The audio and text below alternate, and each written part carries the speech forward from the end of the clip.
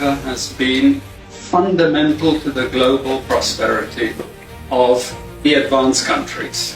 And Africa had a role to play. It has a role as a raw material producer. We will not allow sub-Saharan Africa to escape that. Okay, we do everything to keep sub-Saharan Africa where it is, also impoverished. It's absolutely vital for the prosperity of everyone else. So let's get clear about that. Okay, and this means all the economic structures, all the global institutions, and the economics we teach everyone is all designed to keep Africa exactly where it is. And whether it is Europe or US or now China, it's always the same. We need Africa to be impoverished because we need those raw materials and we need them dirt cheap. Okay, so that's the message. It doesn't mean to say that there's nothing Africans can do. Of course there is. This is what it's about. Because if Africa does do something different, I assure you living standards of all those in Europe and North America and Asia is going to fall.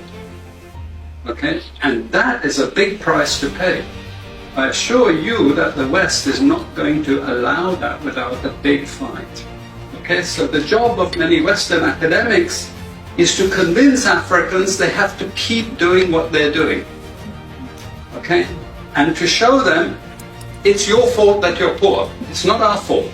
It's your fault that you're poor. You know, so this is what we do in academic institutions. We know the basic forces that have caused this underdevelopment. We know it's colonization. We cannot afford to allow Africa to industrialize and start producing manufactures. Okay, so we will do everything to stop that. And I'm going to show you how we actually block that. We had East Asian rapid industrialization processes. So in the earlier period, we had Japan and Korea and Taiwan. Okay, rapid growth, sucking in raw materials from Africa, driving up the prices. And after those countries finished industrialization, then Sub-Saharan African growth rate again fell. Sub-Saharan Africa is condemned to this role, just the supplier of raw materials, not a manufacturer. The currencies are collapsing of these countries, and many of them are Sub-Saharan African countries. After colonization ended, we needed new structures to keep these countries where they were. Okay? And the first of those is aid. Okay, we give them aid. Aid for what? Actually, we give them aid to keep repressive regimes in power. That's all.